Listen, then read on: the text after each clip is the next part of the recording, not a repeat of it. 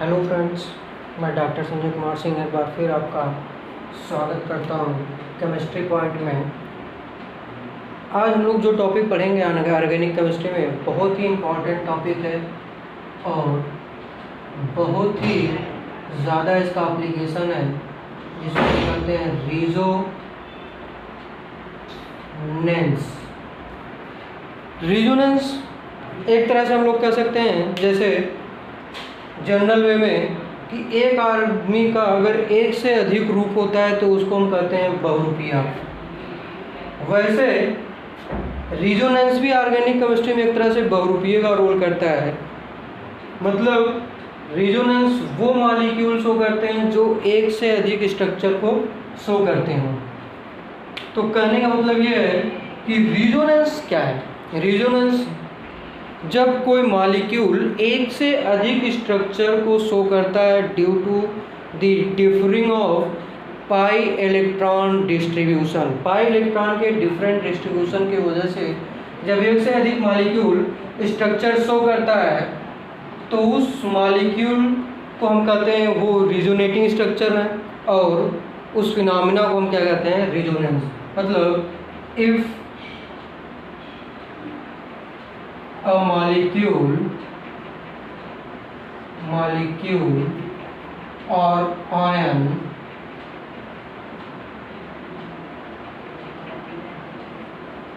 can be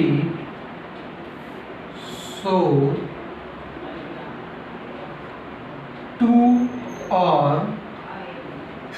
more structure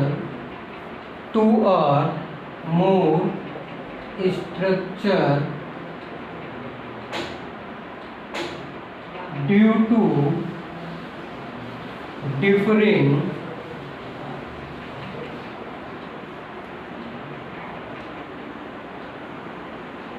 the arrangement of pi electrons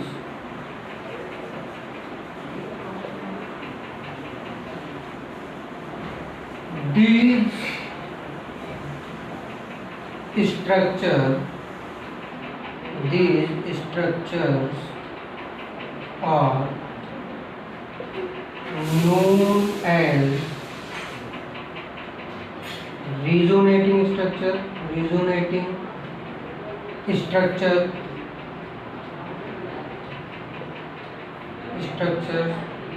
and the phenomena is known as resonance. ठीक है, मतलब अगर molecule और ion जब एक से अधिक, दो से अधिक स्ट्रक्चर शो करते हैं due to different arrangement of pi electron. Pi electron की बात हम कर रहे हैं, यहाँ पे सिग्मा वन या सिग्मा इलेक्ट्रॉन की बात नहीं होगी। अगर अनसैचुरेशन मतलब पाई बॉन्ड है तभी वो रेजोनेंस शो करेगा, वरना सिग्मा बॉन्ड में हम सैचुरेटेड मॉलिक्यूल में रेजोनेंस नहीं लिखते हैं। This structure is known as resonating structure and the phenomena is known as resonance. ठीक, ये तो हुआ रेजोनेंस क्या होता है। अब हम देखेंगे रेजोनेंस कब कौन मॉलिक्यूल शो करता है। ठीक है, उसके लिए कंडीशन क्या है, कंडीशन फॉर रेजोनेंस। तो कंडीशन फॉर रेजोनेंस की अगर हम बात करें तो सबसे पहला कंडीशन है मॉलिक्यूल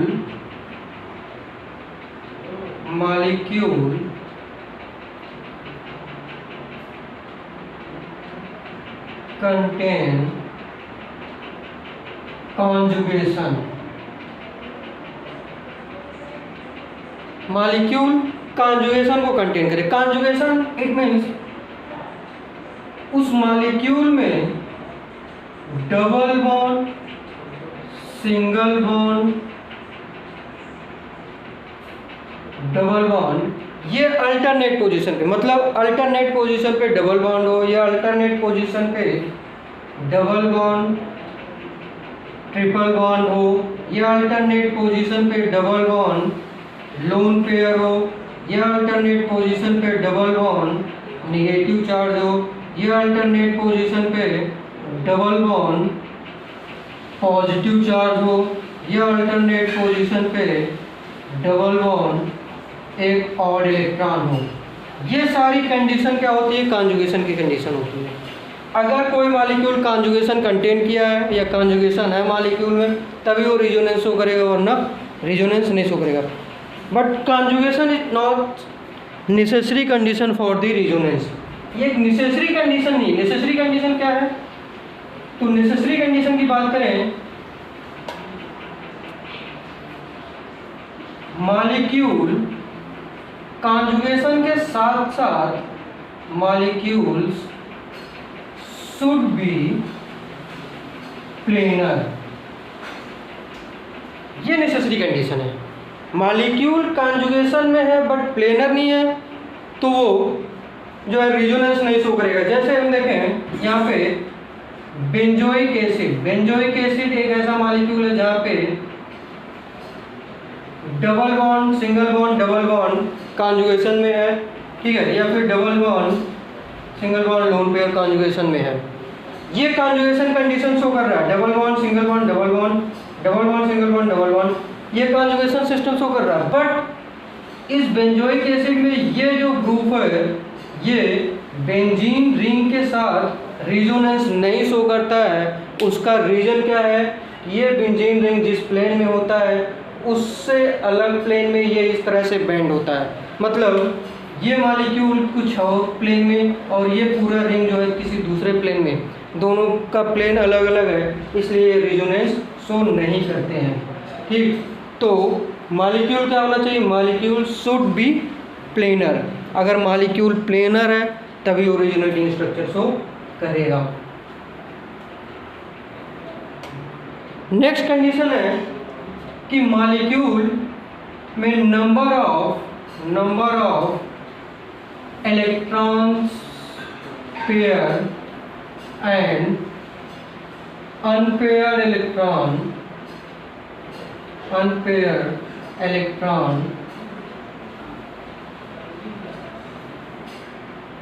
शुड बी सेम। किसी भी मॉलिक्यूल में नंबर ऑफ इलेक्ट्रॉन पेयर्स या फिर अनपेयर्ड इलेक्ट्रॉन सेम होने चाहिए, डिफरेंट नहीं होने चाहिए। अलग अलग अगर में है तो इसका मतलब वो मॉलिक्यूल जो है रिजोनेंस नहीं शो करेगा। तो number of electron pair and number of unpaired electron ये किसी भी मॉलिक्यूल में क्या होने चाहिए? सेम होनी चाहिए, अलग अलग नहीं। तीसरी कंडीशन है कि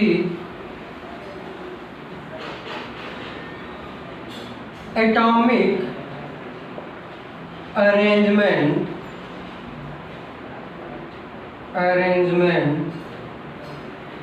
in a molecule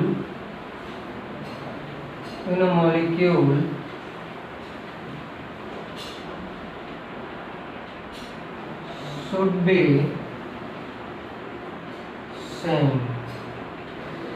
molecular arrangement, atomic arrangement किसी भी मॉलिक्यूल में वो क्या होना चाहिए? सेम होना चाहिए, अलग अलग नहीं होना चाहिए।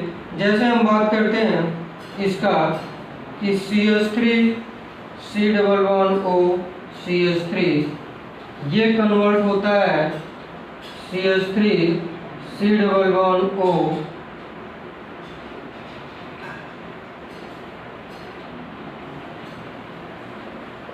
इसमें यहाँ से एक हाइड्रोजन ऑक्सीजन से जाके अटैच होता है। मतलब यहाँ पे एटॉमिक अरेंजमेंट है जो मॉलिक्यूल में वो क्या है? डिफरेंट है। अगर एटॉमिक अरेंजमेंट डिफरेंट है तो ये रिजोनेटिंग स्ट्रक्चर नहीं होगा। रिजोनेंस के लिए क्या होना चाहिए? एटॉमिक अरेंजमेंट जो होना चाहिए वो किसी भी मॉलिक्यूल में क्या होना चाहिए? सेम होना चाहिए, वो चेंज नहीं होना चाहिए, तभी वो क्या करेगा? रिजोनेंस शो करेगा, वरना वो रिजोनेंस नहीं शो करेगा।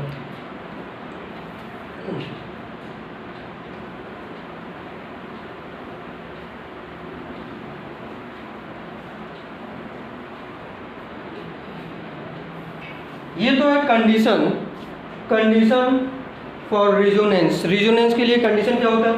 नेक्स्ट है एक चीज और कि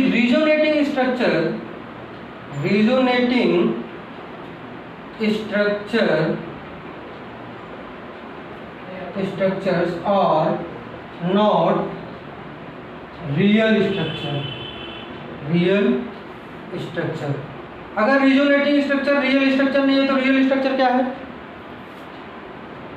resonating hybrid structure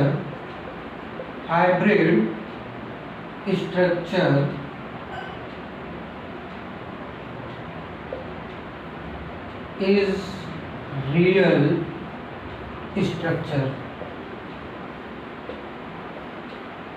resonating hybrid structure होता है वो रियल स्ट्रक्चर होता है, और रिजोनेटिंग हाइब्रिड स्ट्रक्चर की energy always less than resonating structure. जितने भी रिजोनेटिंग स्ट्रक्चर होंगे उससे क्या होगा? रिजोनेटिंग रियल स्ट्रक्चर का जो रियल स्ट्रक्चर की जो एनर्जी होगी वो कम होगी। इसका मतलब ये ज़्यादा स्टेबल होता है रिजोनेटिंग स्ट्रक्चर के। फॉर एग्जांपल हम लोग देखते हैं बेंजीन रिंग में अगर हम देखें तो ये दो अलग अलग तरीके से स्ट्रक्चर का फॉर्मेशन करता है। यहाँ से ये मूव करे इधर जाए पाई इलेक्ट्रॉन, ये पाई इलेक्ट्रॉन इधर जाए और ये पाई इलेक्ट्रॉन इधर, तो ये स्ट्रक्चर बनाएगा। दो अलग अलग ये दोनों रिजोनेटिंग स्ट्रक्चर होते हैं और ये दोनों मिलकर एक रिजोनेटिंग हाइब्रिड स्ट्रक्चर का फॉर्मेशन करते हैं, जिसको हम इस तरह से रिप्रेजेंट करते हैं। और यही हमारा क्या है? Real structure. ये दोनों कंट्रीब्यूट करेंगे इसमें, लेकिन अभी इसमें तो सेम है दोनों, इसलिए इसका भी कंट्रीब्यूशन दोनों का सेम होगा। तो रिजोनेटिंग स्ट्रक्चर में जो कंट्रीब्यूशन होता है मॉलिक्यूल का वो डिपेंड करता है कि कौन सा रिजोनेटिंग स्ट्रक्चर कितना ज़्यादा स्टेबल है। ठीक है, जो ज़्यादा स्टेबल रिजोनेटिंग स्ट्रक्चर होता है वो उतना ही ज़्यादा रिजोनेंस हाइब्रिड स्ट्रक्चर या रियल स्ट्रक्चर में उसका उतना ही ज़्यादा कंट्रीब्यूशन होता है।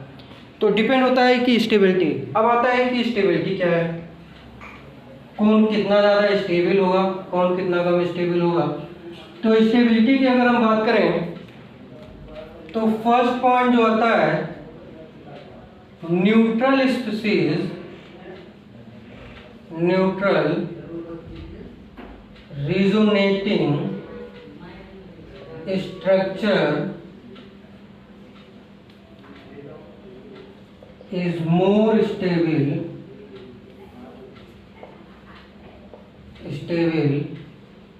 than charge structure, charge species। मतलब ये CH2 double bond CH, single bond CH, double bond CH2। अगर इसका स्ट्रक्चर देखें, दो स्ट्रक्चर होता है, ये इधर मूव करे और ये इधर मूव करे, तो इसका एक और स्ट्रक्चर बनेगा CH2 minus CH double bond CH, single bond CH2 plus. ये न्यूट्रल स्पीसीज है और ये चार्ज स्पीसीज है। तो ये जो चार्ज स्पीसीज है ये कम स्टेबल होगा और ये क्या होगा? More stable. तो वही बोला है कि वो रिजोनेटिंग स्ट्रक्चर जो न्यूट्रल हो, जहाँ पे कोई भी चार्ज ना हो, वो क्या होता है? मोर स्टेबल होता है as compare to charge species के। जो चार्ज स्ट्रक्चर है वो कम स्टेबल होगा। नेक्स्ट आता है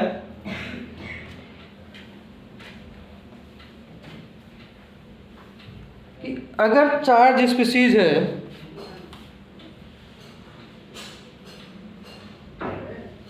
in charge species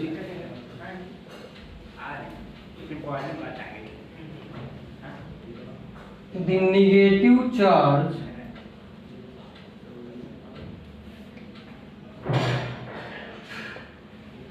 lies on electronegative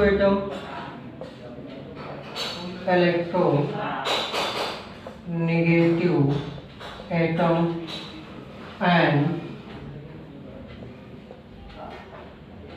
positive charge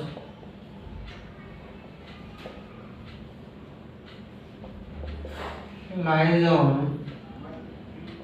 electropositive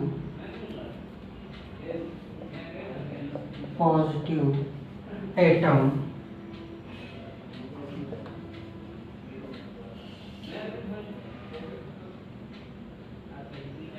अगर निगेटिव चार्ज इलेक्ट्रोनेगेटिव एटम पे और पॉजिटिव चार्ज इलेक्ट्रोपॉजिटिव एटम पे है, तो ये स्ट्रक्चर मोर स्टेबल होगा देन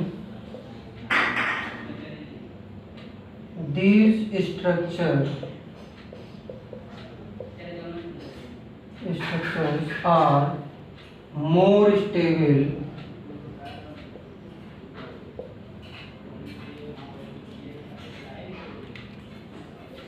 for example जैसे CH3O CH3 है CH2 प्लस। अगर इसमें हम देखें तो अब ये अपना इलेक्ट्रॉन अगर यहाँ पे दे तो एक स्ट्रक्चर ये बनाएगा CH3O डबल बॉन्ड CH2 और इस पे प्लस चार्ज आएगा। तो ये क्या होगा, यहाँ पे पॉजिटिव चार्ज कार्बन एटम पे जो कि इलेक्ट्रोपॉजिटिव एटम है, और यहाँ पे पॉजिटिव चार्ज ऑक्सीजन एटम पे जो कि इलेक्ट्रोनेगेटिव एटम है। तो अगर पॉजिटिव चार्ज इलेक्ट्रोपॉजिटिव एटम पे है और नेगेटिव चार्ज इलेक्ट्रोनेगेटिव एटम पे है तो वो मोर स्टेबल होगा एज कंपेयर टू कि पॉजिटिव चार्ज इलेक्ट्रोनेगेटिव एटम पे हो। तो ये मोर स्टेबल होगा, मोर स्टेबल, एंड ये लेस स्टेबल। नेक्स्ट पॉइंट है, next point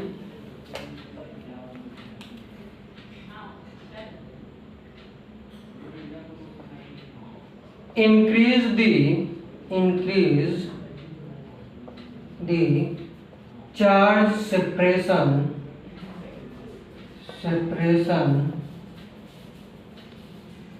decreases the stability,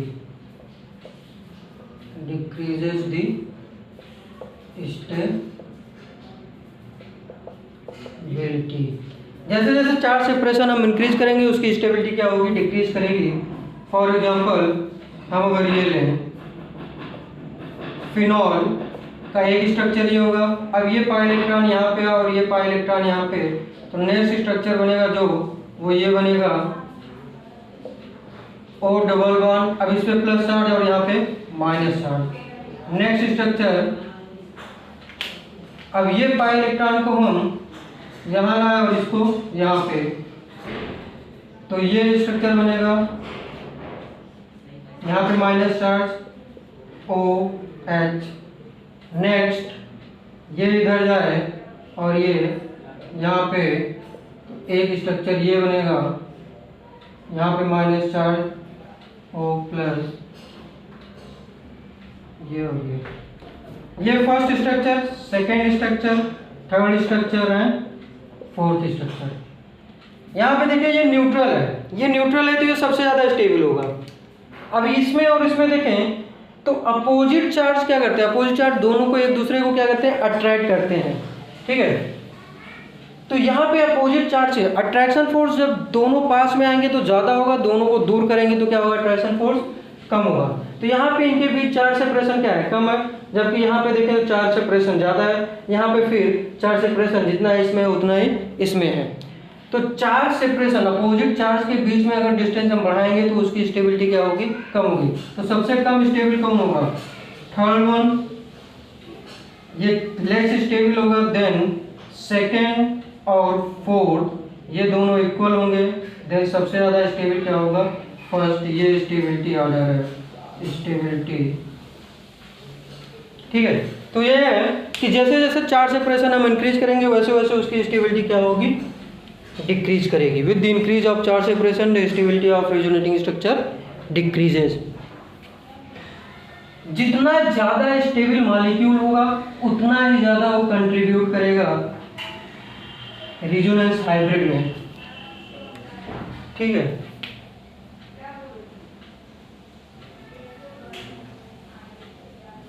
next है, यहां पे अगर हम देखें तो number of resonance is directly proportional to stability of resonance। जितने ज़्यादा रेजोनेंस होगा उतना ही ज़्यादा क्या होगा, वो स्टेबल मॉलिक्यूल होगी। ये तो हम स्टेबिलिटी ऑफ रेजोनेटिंग स्ट्रक्चर के बारे में बात कर रहे थे। जितना ज़्यादा स्टेबल मॉलिक्यूल, जितना ज़्यादा रेजोनेंस, उतना ज़्यादा क्या होगी, स्टेबिलिटी। ठीक, तो ये तो था रेजोनेंस क्या होता है। रेजोनेंस जैसा कि हमने आपको बताया, रेजोनेंस क्या होता है, एक तरह से रेजोनेंस को हम केमिस्ट्री का बहुरूपिया कह सकते हैं। बहुरूपिया मतलब एक से अधिक स्ट्रक्चर। ठीक है, अब उसके बारे में, उसके बाद हम उसके स्टेबिलिटी के बारे में बात किए, कौन कौन से मॉलिक्यूल रेजोनेंस शो करते हैं उसके बारे में बात किए। तो ये हमारा आज का टॉपिक था। आपको पसंद आया होगा, आप इस मेरे चैनल को सब्सक्राइब कर सकते हैं, लाइक कर सकते हैं और शेयर भी कर सकते हैं। बहुत बहुत धन्यवाद। नेक्स्ट टाइम पे हम इसके आगे देखेंगे रेजोनेंस का इफेक्ट। हमने बताया था केमिस्ट्री में आपको इफेक्ट क्या है, किसी भी टॉपिक को हम पढ़ रहे हैं तो उसको क्यों पढ़ रहे हैं, क्या उसका इफेक्ट है, उसके बारे में जानना चाहते हैं। तो रेजोनेंस बहुत इंपॉर्टेंट टॉपिक हमने आपको बताया, इसका बहुत सारा इफेक्ट पड़ता है। हम इफेक्ट के बारे में कल नेक्स्ट टाइम पे देखेंगे। आज के लिए बस इतना ही।